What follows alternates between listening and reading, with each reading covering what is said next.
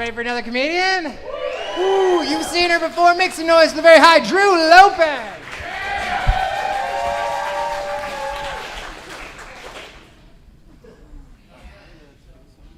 Yep. Just to make sure I don't trip. You know what I mean? Oh, my goodness. You know what? This is not the cross-faded show, but that's what I am. That's what I am. Oh, man. Oh, you guys got the dildo. Good for you. Good for you. Who's going to enjoy that tonight? Which one? The daddy. That's who I thought. That's who I thought. I knew that. I didn't even have to ask that. That's all good. Make sure you light it before. I'm just kidding. I'm just kidding. Ah, shit.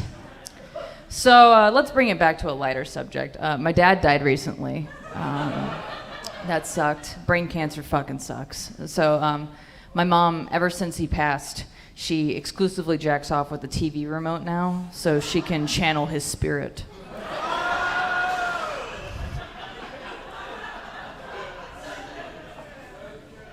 I got something there? That's what I call on command. Yeah. She watches a lot of Supernatural, if you know what I mean. I'm just kidding. It's so weird when your mom is like encouraging of jokes about her masturbation to you. She's like, I'm so proud of you, honey. And I'm like, you shouldn't be. You shouldn't be. That means I gotta like turn up the heat, you know what I mean? Shit. So like, I wanna create a dating app for people who are like exclusively mentally ill and call it Unhinged. And you could just get matched up by like your prescriptions, your childhood trauma, misdemeanors, red flags, exes, animes you watch. You know, like, it'd be pretty cool. Oh no, I just leaked. Ugh, that was horrible. God. Has anybody ever gotten stoned for the first time and they just like completely did themselves in by eating an edible? Like, first go? I've done that. And I ate the whole brownie and I was sitting on my couch playing Fallout 4 at the time. And turn on the video game, it's got like the spinning circle and then it like loads the character creation screen. And that's when I went out. And I woke up 24 hours later in the same position. In the best mood I've ever been in my life. And it's like, choose your character. And I was like, I don't even know who I am. Like, how could I create a character at this moment? No way. No way. So I'm really bringing my A game tonight, you guys. And yes, I am talking about my boobs when I say that.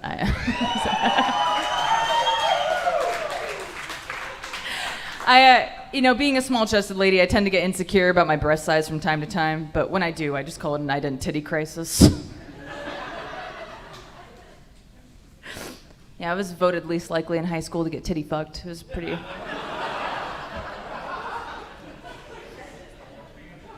Yeah, but I had best hair, so you know, that really makes up for it. So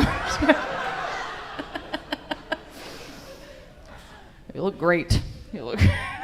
So naturally, I've always been very curious about breast, like plastic surgery and getting boobs, which is fun. My Aunt Helen, she's like about like 67, so she has breast implants, but they're like the beta tested ones from like the 70s. And I understand home defense was very important, but like breast implants are made with like vibranium, the same shit as Captain America's shield. Like every time I went in for a hug with my Aunt Helen, I almost broke a fucking rib. It was pretty intense.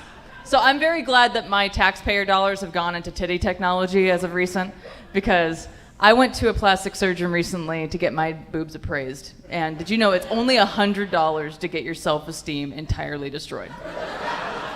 It's only $100. Try it out. It's fun. And I felt like there was no real doctoring being done during that appointment. It was like 15 minutes front to back, including paperwork. And so he has an assistant. Why? The only thing you're doing when you're there is you're naked on a table. You're sitting on like, it's like a checkup, but much more sad. And so you're sitting there naked from the waist up, and they measure you, like they measure you around. They take a ruler, make sure your nipples are even. We know we're doing titty math, you guys. And there's one last thing that they do. They check for density, which I think is just an excuse for them to touch your boobs. and squeezing a little bit. I was like, you didn't learn that at school. You didn't learn that at school. And then they take pictures for you, for your before and after. The only problem with that is that I did not get those pictures back. So I always wondered, I was like, what the fuck did he do with these pictures?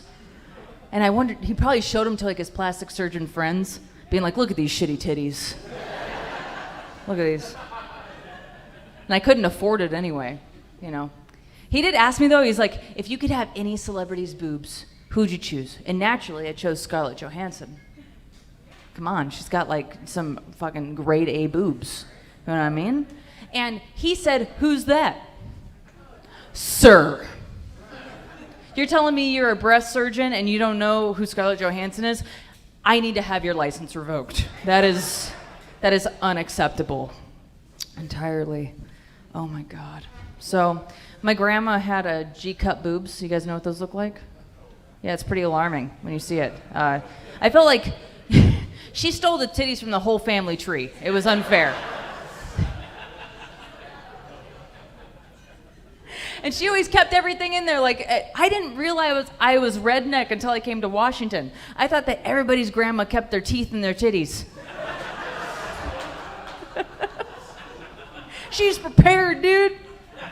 She had her medication, my grandfather's medication, cigarettes. It's all just in one cup, people. You got orange slices, a romance novel, more cigarettes. It was a lot. One time we got in a car accident, and she was in the back seat, and she had a denture imprint on her titty. When the cops came up and were like, "Are you okay, ma'am?" And she's like, "Ah," and with a big old denture mark on her titty. And I was like, "Grandpa!" And he's like, "I did not." Anyway, that's my time, you guys. Thank you guys so much. I hope you enjoy your night. What the fuck? Okay, there we go. One more time for Drew Lopez, everybody.